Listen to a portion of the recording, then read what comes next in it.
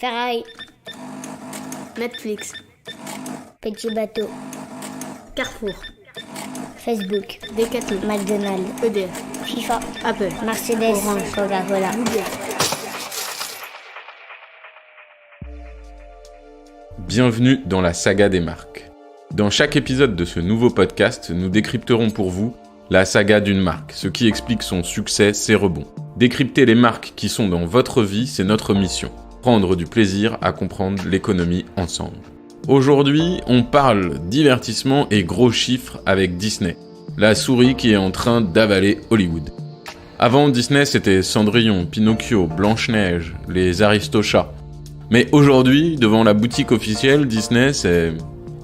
La Reine des Neiges, Black Panther, Ratatouille, Bayana, Beauty and the Beast, Belle.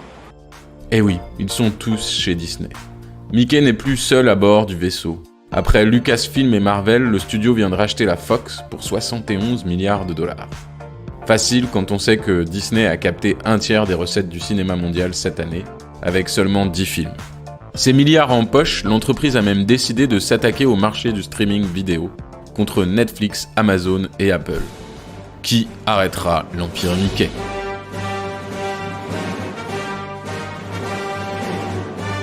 François Miguet, envoyé spécial pour Capital, s'est envolé en Californie, à Burbank plus précisément, pour comprendre le phénomène.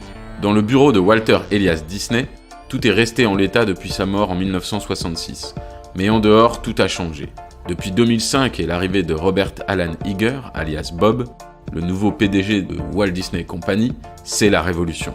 Il a fait doubler le chiffre d'affaires, le portant à 55 milliards de dollars, et fait exploser les résultats. Rien que sur les 9 premiers mois de 2018, Disney a généré 10 milliards de dollars de profit. Depuis que Bob est à la barre, l'entreprise a produit 16 films qui ont dépassé le milliard de dollars. Et la valeur de l'action est passée de 25 à 115 dollars.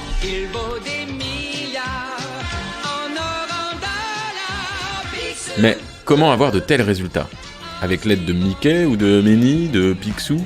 Non, c'est avec toute son armée de super-héros. Hulk, Spider-Man, Captain America, les Indestructibles, Han Solo et Maître Yoda se regroupent pour faire tilter les résultats.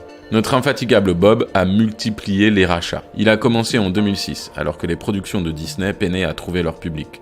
Contrairement à celles plus originales de Pixar, notamment avec les Toy Story ou Nemo.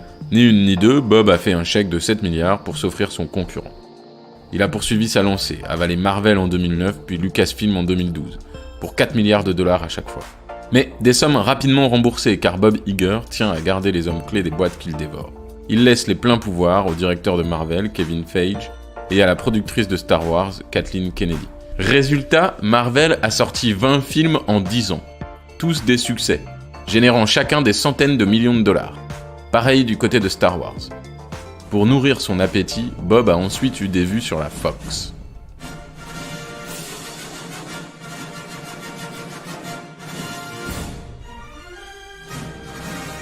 C'est le deal du siècle. 71 milliards de dollars. La Fox et ses puissantes marques comme les X-Men, les Simpsons, Avatar auront donc bientôt des oreilles de Mickey. Le rachat sera complètement effectif en janvier 2019. L'autorité de la concurrence n'a rien trouvé à redire. Avec ce rachat, Disney va encore faire tilter le box-office, mais surtout appliquer sa recette à succès sur les produits dérivés. Car la vraie force de la marque Disney, c'est de vous vendre du rêve. Disney, ça m'évoque mon enfance. L'enfance, les dessins animés. La théorie, la magie des Disney qu'on regardait quand on était petit. Mon enfance. L'imagination, elle est magique. S'il y a une chose dont raffolent ces enfants petits ou grands sortant de la boutique Disney des Champs-Élysées, ce sont bien les jouets, les pluches et autres produits dérivés. Et ça, Disney l'a bien compris. Je vous explique la recette. Un film, ce n'est que la cerise sur le gâteau.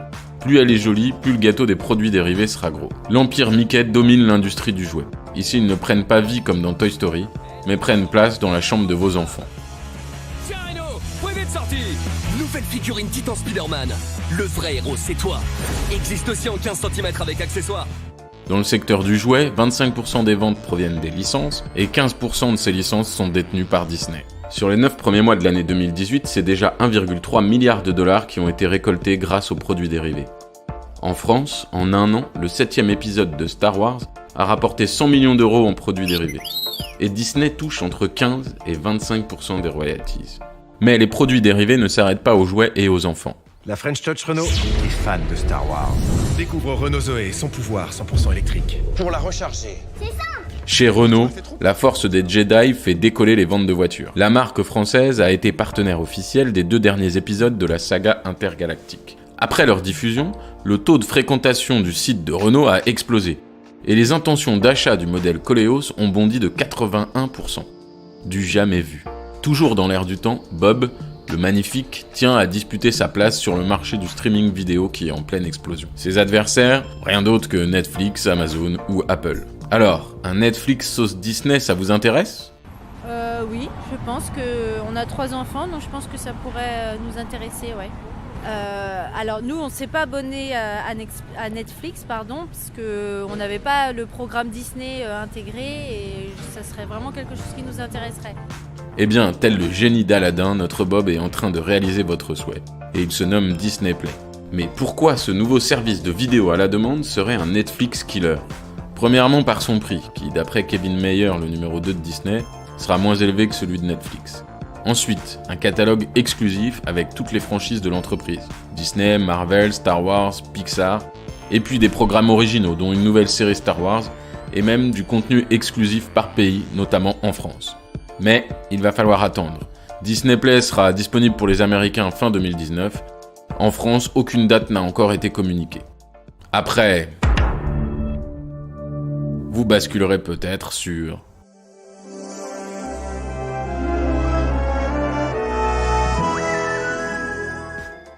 Merci de nous avoir écoutés, n'hésitez pas à noter ce podcast et à proposer les marques dont vous voudriez mieux connaître l'histoire en commentaire.